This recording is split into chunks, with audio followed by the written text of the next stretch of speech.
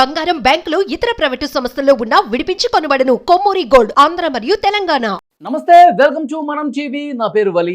Live లో join అయ్యారు Janasena party రాష్ట్ర అధికార ప్రతినిధి అడ్వకేట్ రజనీ గారు. వారితో మాట్లాడదాం. రజనీ గారు నమస్తే. మేడం నమస్తే వలి గారు.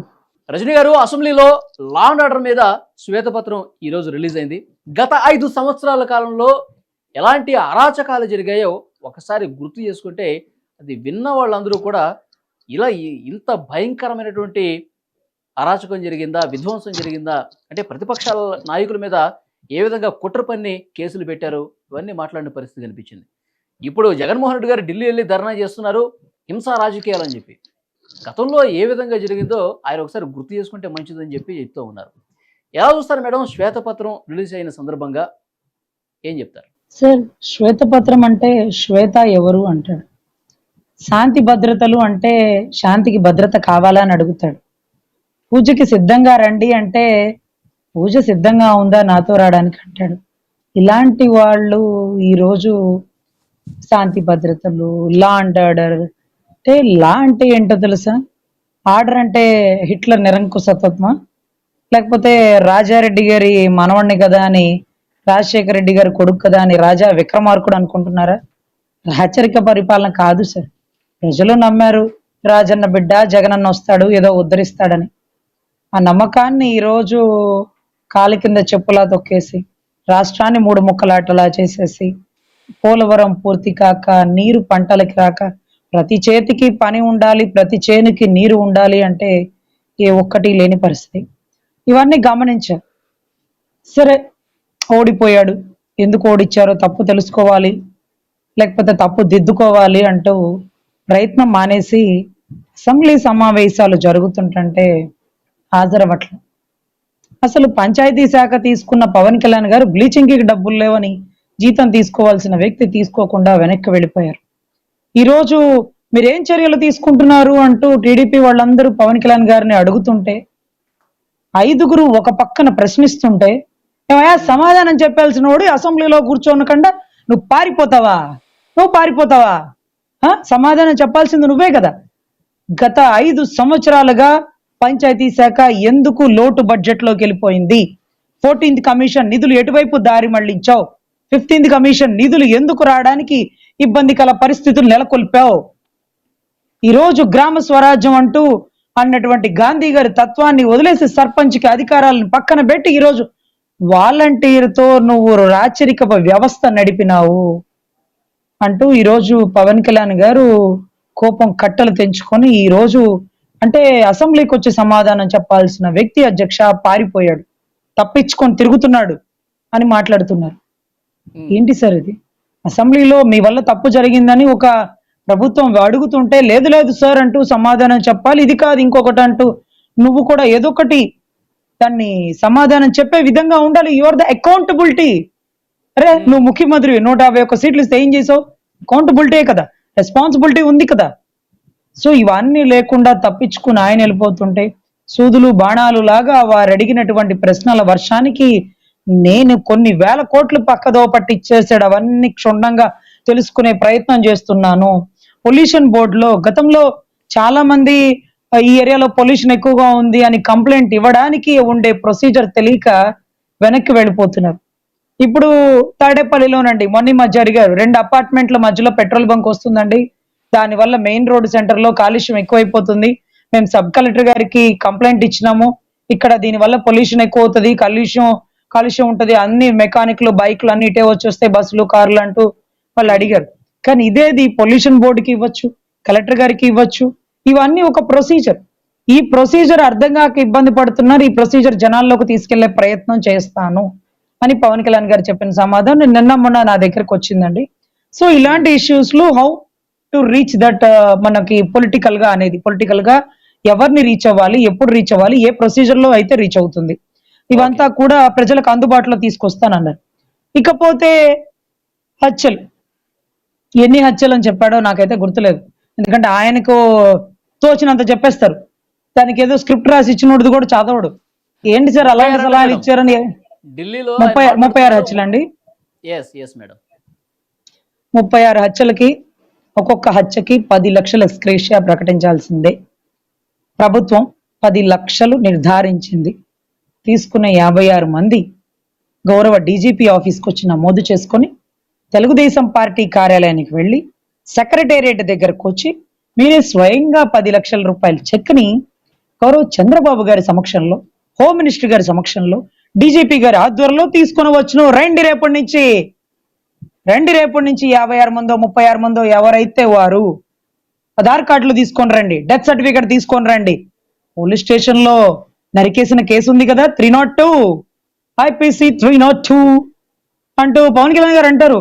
ఇంత చిన్న చిన్న డైమండ్లు ఎందుకు వస్తే మా పెద్ద పెద్ద డైమండ్లు రావాలి కదా అంటూ పోలీసు వారికి వకీల్ సాబ్ లో ఆయన డైలాగులు కొడుతుంటారు. ఏదైతే అది అయిపోయిందని నేను తొందరగా వెళ్ళిపోయాను సార్ అని డైలాగులు చెప్తుంది చూడండి వకీల్ సాబ్ లో. ఆ మాదిరిగా గౌరవ జగన్మోహన్ రెడ్డి గారి ఆధ్వర్యంలో లేకపోతే ఈ 40-50 రోజుల్లో జరిగినటువంటి హత్యలు మీరు చెప్తున్న ఫిగర్ చూస్తుంటే రోజుకు ఒక 10 వికెట్లన్నా లేచి ఉండాలేమో సార్, నాకైతే అర్థం కావట్లే.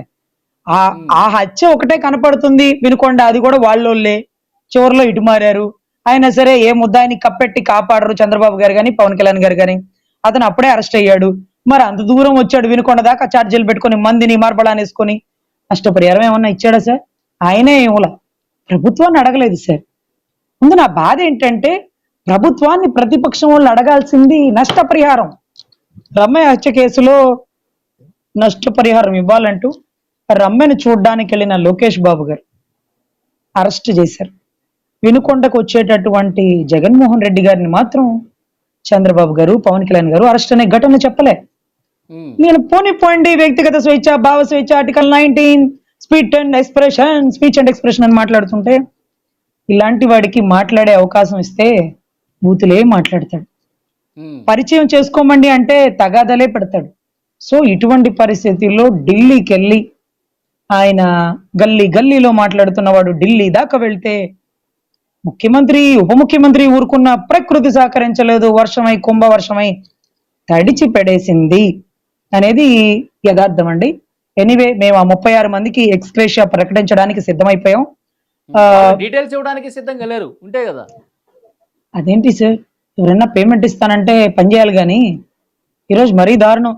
ఈరోజు 10 లక్షల ఎక్స్గ్రేషియా ప్రకటిస్తున్నామంటే ఆ ప్రతిపక్ష నేతమైనటువంటి జగన్మోహన్ రెడ్డి గారు వారిని వారి కుటుంబ సభ్యుల్ని గౌరవంగా సెక్రటేరియట్ కి పంపించాలి కదా.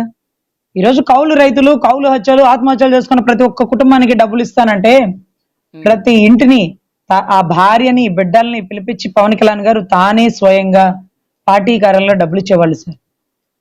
సో సభ్యత్వ నమోదు అనేది కూడా రేపు ఇప్పుడు జరుగుతుంది. అదే మూమెంట్ సార్. ప్రతి సభ్యుడికి కుటుంబానికి రక్షగా నిలబడాలి జనసేన. మనల్ని నమ్ముకొని మన పార్టీకి పనిచేసేవాడి కుటుంబం పట్ల ఒక చిత్తశుద్ధిగా బాధ్యతాయుతంగా నిలబడి ఉంటుంది. ఎందుకంటే అతను బతుకుండగా కూడా పవన్ కళ్యాణ్తో ఫోటో దిగుతాడో లేదో తెలియదు కానీ అతను చనిపోయినప్పుడు మాత్రం ఆ కుటుంబానికి అండగా నిలబడి ఒక పెద్దన్న పాత్ర పోషిస్తూ ప్రతి కుటుంబ సభ్యుడిని దగ్గర తీసుకుంటూ ఫోటో దిగే తత్వం చూస్తుంటే ఆ చనిపోయిన వ్యక్తి ఆత్మ శాంతిస్తుంది. నేను చూడలేకపోయినా మా అన్న చూశాడు, మా కుటుంబ సభ్యులు వెళ్ళారు, పవన్ అన్నను చూశారు అంటూ సంతోషభరితం అయ్యే తరుణం అండి. సో అటువంటి పరిసర ప్రాంతాల్లో ఈ 36 మందికి ఎక్స్గ్రేషియా ప్రకటిస్తున్నారు. హోమ్ మినిస్టర్ గారు ఇందాక కూడా అనిత గారు అసెంబ్లీలో దద్దరిల్లిచ్చి పడేస్తున్నారు. ఇవుడువయ్యా నువ్వు ఆ 36 మంది పేర్లు ఇవ్వకుండా నువ్వు అలాంటి మాటలు అనేస్తే అది ఎలా సహకరిస్తారు? మేము మీద ఎలా చర్య తీసుకోకుండా ఉంటారు? చర్య తీసుకుంటే నా మీదే చర్య తీసుకున్నారంటారు. మీ ఇష్టం వచ్చినట్టు మీరు మాట్లాడితే తానా అంటే తందానా అనడానికి ఇక్కడ ఎవరు సిద్ధంగా లేరు అంటున్న తరుణాలండి. ఇంకోటి ఢిల్లీలో అంటారు జగన్మోహన్ రెడ్డి గారు, ఎందుకు మా పార్టీ కార్యకర్తలను చంపేస్తున్నారు? అసలు మీకు నాతో కదా సమస్య, నన్ను చంపేయండి. మీకు ఓటేలేదన్న కారణంతో లేదంటే వైసీపీలో ఉన్నారన్న కారణంతో మా పార్టీ కార్యకర్తలు నాయకుల మీద ఎందుకు ఇట్లా హింసకు గురి చేసి వాళ్ళని చంపేస్తారు? నాతో కదా సమస్య, నన్ను చంపండి అంటున్నాడు ఆయన. చాలా భయం వేస్తుంది సార్. వైసీపీ వాళ్ళందరూ చాలా మంది జనసేనకి టీడీపీకి రావాలని చూస్తున్నారట. ఆ చచ్చిపోయిన వాడు కూడా చంపిన వాడు కూడా అలాగే వచ్చినోడే సార్. గతంలో వైసీపీలో పనిచేశాడు, ఖాన్ కింద పనిచేస్తున్న వీళ్ళిద్దరూ, రషీద్ ఖాన్, ఆ అబ్బాయి పేరు ఇంకో పేరు ఏదో ఉంది చనిపోయిన వ్యక్తి జిలానీ ఖాన్, వీళ్ళిద్దరు కూడా ఖాన్ కాండ పనిచేసేవాళ్ళు. తర్వాత రషీద్ ఇటు వచ్చాడు, జిలానీ అక్కడే ఉన్నాడు. వచ్చింది నా ప్రభుత్వం కదా అని చంపాడంట, టీడీపీ ప్రాబల్యంతోనే చంపాడంట, టీడీపీ బలం చూసుకునే చంపాడంట. అన్ని రకాలుగా చంపినోడిని ఒక్క టీడీపీ వాడన్నా సపోర్ట్ చేశాడా? అరెస్ట్ కాకుండా కప్పెట్టి కాపాడారా? లేదు కదా. తప్పు చేస్తే సొంత ఎమ్మెల్యేనైనా వదులుకోవడానికి సిద్ధంగా ఉండే నిష్పక్షపాత నిజాయితీ గల వ్యక్తులు ఈరోజు పరిపాలిస్తున్నవారు, మరి ముఖ్యంగా పవన్ కళ్యాణ్ గారు. సొంత పార్టీ అభ్యర్థినైనా ఎన్నో సంవత్సరాలు కలిసి ప్రయాణం చేసిన తప్పు చేస్తే ఉమ్, తప్పుకు సహకరిస్తే వారిని ఇష్టపూర్వకంగా వదులుకోవడానికి సంసిద్ధంగా ఉన్నాను అంటూ స్టేట్మెంట్ ఇచ్చారు. సో ఇటువంటి పరిస్థితుల్లో తప్పు చేసిన వాళ్ళు ఎవరు కప్పెట్టరు. కానీ మీరు ఏదో చెప్పారు, ఏంటి అది అడిగింది క్వశ్చన్ ఏంటండి? అవసరమైతే నన్ను చంపండి, మా పార్టీ వాళ్ళని ఎందుకు చంపుతారు, నాతో కదా మీకు సమస్య.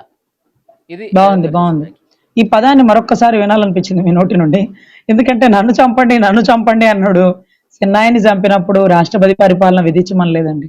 చిన్నాయన్ని చంపినారు, పోలీసులు పట్టుకోవట్లేదు, సిబిఐ ఎంక్వైరీకి వేయమనలేదండి. సొంత ఆడబిడ్డ పులివెందుల పులిలాగా గర్జిస్తూ ఢిల్లీ దాకా వెళ్ళి తెలంగాణ సిబిఐ కోర్టు తిరుగుతుంటే కనీసం మీ అన్న ముఖ్యమంత్రి కదా, నీకేం సపోర్ట్ చేశాడని ఇరుగు పొరుగు వారు, కుటుంబ సభ్యులు, అవుతో పనిచేసే డాక్టర్లు అడుగుతున్నప్పుడు కన్నీటి పర్యంతమై ఒంటరి పోరాటం చేసిన ఆ ఆడబిడ్డను చూస్తే పులివెందుల్లో పులి ఆడపిల్లలుగా మారిపోయారేమో అనిపించిందండి. సో ఇలాంటి వ్యక్తి నన్ను చంపండి అని మాట్లాడుతున్నాడు. అవును, అందుకే నా మీద కోడికత్తి గాయం చేశారు. కోడికత్తితో మనిషి చచ్చిపోతారా? కోడికత్తి గాయం చేసే కెపాసిటీ గాయపరిచిన వాడికి ఉందా? వాడు ఎక్కడో వాటర్ బాటిల్స్ పట్టుకుని ఏదో మూల నుంచునే వాడి మీద కేసులు వేసేసి ఒక దళిత బిడ్డని 5 ఏళ్లు జైల్లో మగ్గబెట్టి ఆ నిజాన్ని ఒప్పుకున్నా అబద్ధం చెప్పాల్సి వచ్చినా ఇంకోటి ఏవైనా కానీ నోరు విప్పితే చంపేస్తానంటూ భయపెడుతున్న తరుణాలు మేము చూసాం. ఆయన నన్ను చంపండి అంట ఒక గులకరాయితోనే ప్రాణాలు పోయేవంటూ 307 అటెంప్ట్ మర్డర్ సెక్షన్ పెట్టారండి. మట్టి పిసుక్కునే వాళ్ళ మీద మర్డర్ కేసులు పెట్టారు.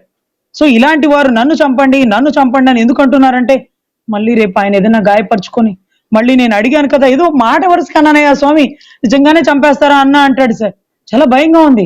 వైసీపీ వాళ్ళందరూ టీడీపీ జనసేనలో కలుస్తుంటే సార్ ఆలోచించండి సార్, నిన్న కూడా రషీద్ అలాగే కలిశాడు, వాళ్ళు నరుక్కొని ఇదిగో టీడీపీకి వెళ్ళాడనే పొగరుతో బలంతో నరికాడు అనైనా అంటారు సార్. కొంచెం ఆలోచించి చేర్చుకునే వాళ్ళని ఆలోచించండి సార్. ఒక వ్యక్తిని చేర్చుకుంటూ ఒక నాయకుడిని చేర్చుకుంటూ ఆ వెనకాల ఉండే దళమంతా వచ్చేస్తుంది. నేను అడిగాను వెనుకొండలో చాలా మంది జనసేన వాళ్ళని, ఎవరా రషీద్ ఎవరా జిలాన్ అంటే మేడం అసలు వాళ్ళు ఎవరో కూడా మాకు తెలియదు, ఇప్పుడు నాయకులు వెనకాల జీబుల్లో పోతూ ఉంటారు, వాళ్ళు ఏమంత పెద్ద రాజకీయ సంఘ సేవకులు కాదు, పిల్లలు పోరగాళ్ళు పౌరుషానికి పోయి నువ్వు మొహరం పండుగ చంపుతావు, అదే మొహరం పండుగ నేను చంపుతానంటూ శబదాలు చేసి పడుచుకున్న వాళ్ళు, వీళ్ళ వల్ల రాజకీయ రంగు పులుముతున్నారు, ఈరోజు హత్య రాజకీయాలు అంటిస్తున్నారు తెలుగుదేశానికి కానీ జనసేనకు కానీ కూటమికి కానీ అని బాధపడుతున్న తరుణాలు. సో ఈ టైంలో కూటమి వైసీపీ వారిని చేర్చుకునేటప్పుడు తస్మాత్ జాగ్రత్త. రాగల 5 రోజుల్లో అంటే రాగల 5 సంవత్సరాల్లో ఎనీ టైం తుఫాన్లు సునామీ లాగా మారబోతున్న జగన్మోహన్ రెడ్డి. సో మీరు చేర్చుకునేటప్పుడు ఆలోచించండి, ఆ వర్గాన్ని ఒక డిసిప్లిన్ గా ఉంటేనే చేయమనండి. అంతేకాని వాళ్ళే జగనే నరికిస్తాడు, వాళ్ళనే నరికేసి వీళ్ళ మీద నిందేసేస్తాడు, చిన్నాయన్ని చంపేసి అవతలోడి మీద నిందేసి నరాసుర రక్త చరిత్ర అంటూ దద్దరిలిచ్చి రాయలేదా సార్?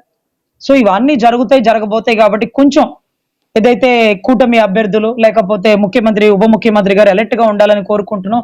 అదే రకంగా ఆలస్యం అమృతం విషయం లాగా మీరు ఇమీడియట్ గా జగన్మోహన్ రెడ్డి గారి మీద చర్యలు తీసుకోకపోతే ఆంధ్ర రాష్ట్ర పరువుని ఢిల్లీలో తీస్తున్నాడు, వచ్చే పెట్టుబడులు రానీకుండా ఆపుతున్నాడు, ఆంధ్ర రాష్ట్రాన్ని మరో బీహార్ లాగా పక్క రాష్ట్రం ప్రజల ముందు పక్క రాష్ట్రం ఎంపీల ముందు మా రాష్ట్ర విలువని దిగజారుస్తున్నాడు అంటూ మరొక్కసారి విన్నవించుకుంటున్నాను సార్ మనం టీవీ సాక్షిగా. Thank you very much Rajani గారు. నమస్తే అండి. #1 డిజిటల్ నెట్వర్క్ మనం టీవీలో యాడ్స్ ఇవ్వాలనుకుంటున్నారా? ఇంకెందుకు ఆలస్యం, డెవలప్మెంట్ మీది, ఆ బాధ్యత మాది. వెంటనే ఈ నెంబర్కి కాల్ చేయండి.